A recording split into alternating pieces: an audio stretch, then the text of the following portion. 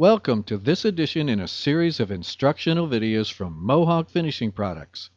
Our goal is to help you apply beautiful wood finishes and to perform excellent repairs on damages such as dents and scratches. Thanks for watching, and here's our video. When wood finishes get dents and scratches, a common method for repairing the damage is called a burn-in.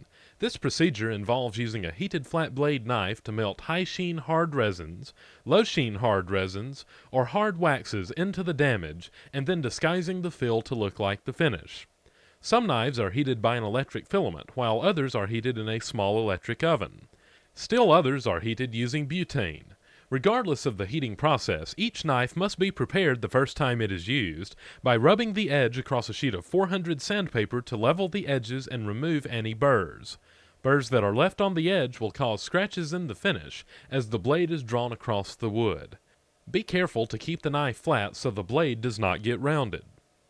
We'll go through the process of using each type of burn-in stick, starting with the hard resin stick. Remember to wash off any waxes from the area around the damage with a wax wash. Also, remember to scrape out any loose wood pieces and eliminate splinters with a knife. For high-traffic areas such as tabletops, we use high-sheen resin burn-in sticks that are hard enough to hold a very even surface and durable enough to take some abuse. Begin by deciding whether to use a transparent or opaque stick. We'll start with the opaque sticks. Pick the color that best matches the background color of the wood, or in other words, the color if no grain were present. Almost always this will be the lightest color. The sticks can be melted together to achieve the required color. Melt the high-sheen resin burn-in stick onto the blade of the knife and direct the flow into the damage.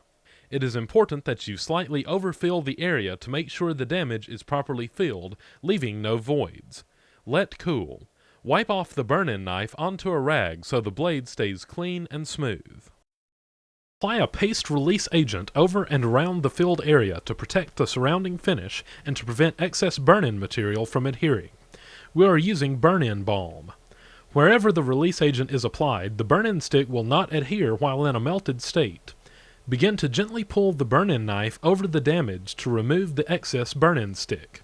Always keep the blade moving when it is in contact with the surface of the wood. The proper way to use the knife is similar to the way airplanes do touch-and-go landings. Stopping the blade will leave a burn mark. It must always be in motion. A person may be tempted to take aim, but as you can see, even a momentary stop causes a significant burn line.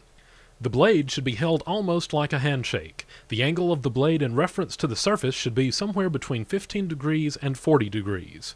Too high of an angle will cause the knife to scrape finish from the surface. Too low of an angle will not do a good job of taking off the excess. Don't hold the knife as you would a pencil, because doing so will likely cause you to use a motion that results in the angle being too high. As you pull the knife over the filled area, the flat blade of the hot knife will drag the excess burn-in stick off the damaged area and into the surrounding release agent where it will not stick. Clean the blade often while performing this procedure. After the repair is level, allow it to cool and then wipe away the excess release agent. Analyze the grain pattern to determine whether or not an open grain should continue over the spot you filled. This would be common on open grain woods like oak, walnut, and mahogany. If an open grain should exist where you filled, use the edge of the blade of the burn-in knife or a thinner blade such as a curved blade to melt the grain pattern into the filled area. Use very little pressure with the blade at a very low angle and with quick movement so the line created will be small. You may have to melt the burn-in material out of the grain around the patch. Once you've cut the grain texture back into the patched area, smooth the surface using waterproof P400A or P800A sandpaper with a lubricant. Sanding strokes should be light using a back-and-forth motion with the grain, keeping in mind not to sand through the color. When sanding is complete, clean the surface with wax wash to remove any release agent residue which would cause an adhesion problem with lacquer. Use either an aerosol or a special marker designed to create a barrier over the burn-in to seal it from the lacquer that will eventually be applied. Here we have an oak door that has two burn-ins. On one, we are applying the aerosol burn-in sealer. On the other burn-in, we're applying the marker version. Complete the repair by adjusting the color as needed, add grain, and then top coat the spot with the proper coating. We will get to these steps later, but now let's go on with other burn-in techniques. As previously mentioned, high-sheen resin sticks also come in clear sticks and colored transparent sticks.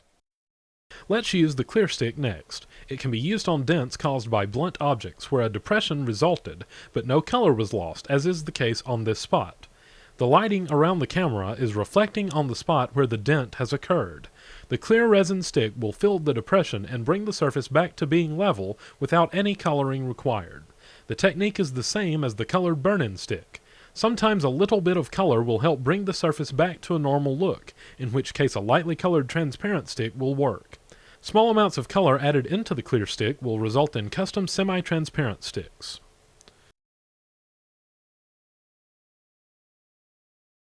Next, we will fill a damaged edge using a heating oven with separate knives. Of course, any type of burn-in knife could be used. We're using these just to expose you to the different types of knives. The first two knives are flat-edged. The first has sharp corners that are useful for opening grain. The second has more metal, which allows it to hold heat longer. The third has a flat beveled edge that makes it particularly useful for cutting in grain. The fourth has a curved blade that is handy for non-flat surfaces, such as chair seats or carvings. Now we'll address the damaged edge. Damaged edges can be more difficult to repair. In order to help form the edge, apply a strip of masking tape to the horizontal edge of the damage. Drip the melted burn-in stick down into the crevice formed by the damage and the masking tape. Remove the excess burn-in stick with the knife and the burn-in balm. Make sure to clean the knife before returning it into the oven. Remove the masking tape. In order to shape the edge, sand with P400A waterproof sandpaper and a block using a lubricant. As mentioned earlier, low-sheen resin burn-in sticks are also available. They come in many wood tones, but there isn't a clear stick. The low-sheen resin sticks are treated very much like the high-sheen resin sticks. First, we're holding a high-sheen resin stick near the damage. Notice how shiny it is. Now we will compare it to a low-sheen resin stick. Notice the lower sheen. We are fixing a gouge on a round table leg to show you the burn-in technique required for working on round surfaces. In this case, the edge of the knife must be drawn around the contour of the leg. If the knife were drawn down the length of the leg, the repair over the gouge would be flat instead of rounded.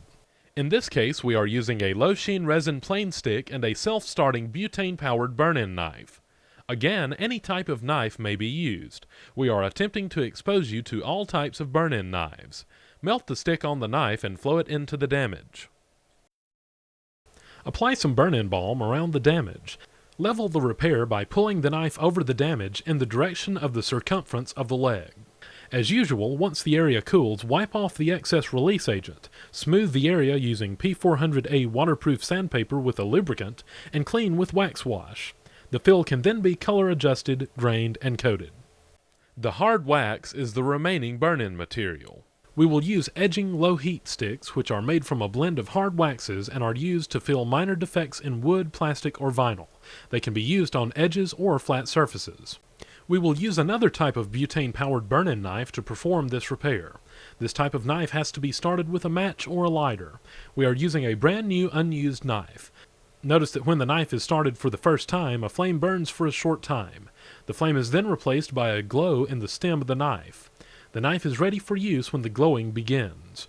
We are now ready to use the edging low-heat stick. As before, any type of burn-in knife can be used with these sticks. Begin by picking the best color. Fill the gouge in one of two ways. You can soften the stick by placing it near a burn-in knife and then briskly rub the stick over the chip or roughness of an edge until there is enough material to completely fill the void. We are going to melt the stick on the burn-in knife and flow the melted stick into the gouge. Once the stick has cooled, use a leveling card to smooth the spot. A brisk back and forth motion creates friction that generates enough heat to soften the surface of the wax and make it adhere to the card. Any residue left around the gouge can be removed with a cloth. Any of the fields we made can now be grained with a graining pen, a shading pencil, or with blend-all powders and brush. For more information or to purchase the products you've seen on this video, please go to www.mohawk-finishing.com or call us at 800-545-0047. We are the leading manufacturer and distributor of professional touch-up repair and finishing products for wood and leather. You can see and purchase all of our products on our website, and you can find your closest distributor. Thanks again for watching.